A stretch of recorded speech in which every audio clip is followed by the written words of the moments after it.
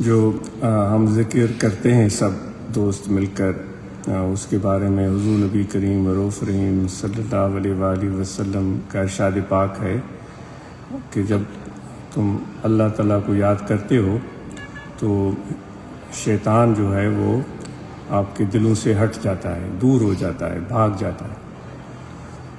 اور پھر جب غفلت میں آ جاتے ہیں، ہم غافل ہو جاتے ہیں، تو پھر ان الشیطان جاثم علی قلب ابن آدم اذا ذکر اللہ تعالی خنس و اذا غفل وسوس۔ جب غفلت آ جاتی ہے تو پھر یہ وسوسے پیدا ہوتے ہیں، اور تو اس لیے ذکر سے بڑھ کر کوئی مضبوط، مستحکم، مفید، کارآمد، کامیاب چیز ہے ہی نہیں۔ تو دوستو، کثرت سے ہم سب ذکر کریں، اور انشاءاللہ ذکر سے ہمیں اللہ تعالیٰ کی رضا اور قرب حاصل ہوگا۔ باقی جو بھی ہم سب ہیں، قرآن مجید کی تلاوت کرنا یہ ہمارے لیے باعث سعادت اور برکت اور بھلائی ہے۔ جو دوستوں کو گزارش بھی کی جاتی ہے، رات کو سوتے وقت تلاوت کر کے اپنے اوپر دم کریں، گھر میں دم کریں، اللہ تعالیٰ کی رحمت ہوگی۔ تلاوت ویسے ہی برکت ہے اور رحمت ہے، اور فیض جو پاتے ہیں لوگ وہ وہی پاتے ہیں جن کا عقیدہ مستحکم ہو اور مضبوط ہو، جس کو نسبت و رابطہ بولتے ہیں۔ تو اس کے لیے کوئی اور ہمیں علامت یا نشانی بعض لوگوں کو اس کی ضرورت پڑ سکتی ہے، جس طرح کہ جس کو ہم عرف عام میں کرامت بولتے ہیں، یا خلاف خرق عادت بولتے ہیں، خلاف عادت کوئی کام کچھ لوگوں کو اس کی ضرورت پڑ سکتی ہے، لیکن جو صاحب استقامت ہوتے ہیں ان کو اس طرح کا احتیاج محتاجی نہیں ہوتی۔ وہ پہلے سے ہی ان کا اعتقاد، اعتماد، تعلق مضبوط ہوتا ہے۔ تو دعا ہے کہ ہمیں بھی یہ جو نسبت سلسلہ عالیہ کی ملی ہے وہ کسی چیز کی محتاج نہ ہو، کوئی بھی ہمیں شرط شرائط یا کوئی بھی کسی قسم کی کنڈیشن وہ ہمارے دل میں آئے ہی نہیں۔ وہ جس طرح عموماً ہمارے دوست شعر پڑھتے ہیں، شاید آپ نے بھی سنا ہوگا کہ آنکھ طالب را رساند بر مراد، اعتقاد است اعتقاد و اعتقاد۔ وہ چیز جو ایک سالک کو، طالب کو مراد تک پہنچا دیتی ہے وہ اعتقاد ہے، عقیدہ ہے۔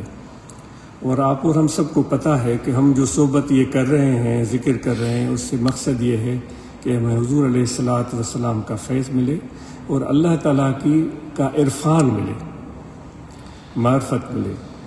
رہی بیماریاں، تکالیف، مشقتیں، آزمائشیں، تو اس سے کوئی بھی کسی کو مفر حاصل نہیں ہے۔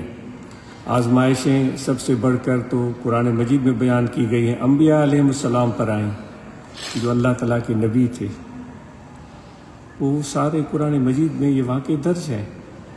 ایوب علیہ السلام کو یاد کریں کہ وہ کیا کچھ ان کے ساتھ آزمائش نہیں ہوئی۔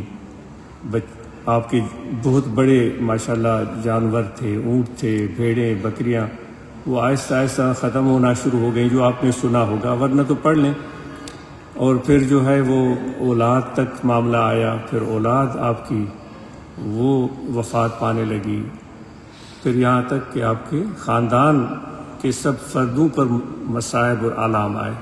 تو اس سے دوستو اللہ تعالیٰ کی معرفت پانا یہ الگ کام ہے، یہ منفرد کام ہے، جو کہ مقصد، جو طریقت کے حوالے سے بات ہو رہی ہے، جو کہ مقصد ہے ہمارا۔ رہی بیماریاں اور تکالیف، یہ تو ان کا جو کوئی تعلق اللہ تعالیٰ کی معرفت کے ساتھ نہیں ہے۔ انبیاء علیہ السلام کو ہم نے دیکھا، حضور علیہ الصلاۃ والسلام کی ذات کو آپ نے سنا ہے، آپ کے پیارے نواسے سیدنا امام حسن، امام حسین علیہ السلام، ان کے حالات آپ نے پڑھی ہیں۔ تو اس لیے ان دونوں کو آپس میں ملائیں نہیں۔ پھر ہم شرط لگاتے ہیں کہ بھئی ہمیں وہ کوئی کرامت نظر آئے، کوئی معجزہ نظر آئے، تو جن کا یہ مزاج ہے وہ بھلے کریں، لیکن جو عاجز نے سمجھا ہے ہو سکتا ہے میں نے غلط سمجھا ہو کہ طریقت میں جو چیز ہے وہ اللہ تعالیٰ کی رضا ہے، خوشنودی ہے، محبت ہے، معرفت ہے، اس کا دنیاوی آزمائشوں سے، بیماریوں سے کوئی لینا دینا نہیں ہے۔ تو بس ذکر کرتے رہیں، قرآن مجید کی تلاوت کریں اور تبلیغ کریں۔ اگر آپ کو توفیق ہوتی ہے تبلیغ کریں، اس سے آپ کو اور زیادہ تقویت ملے گی۔ شکریہ۔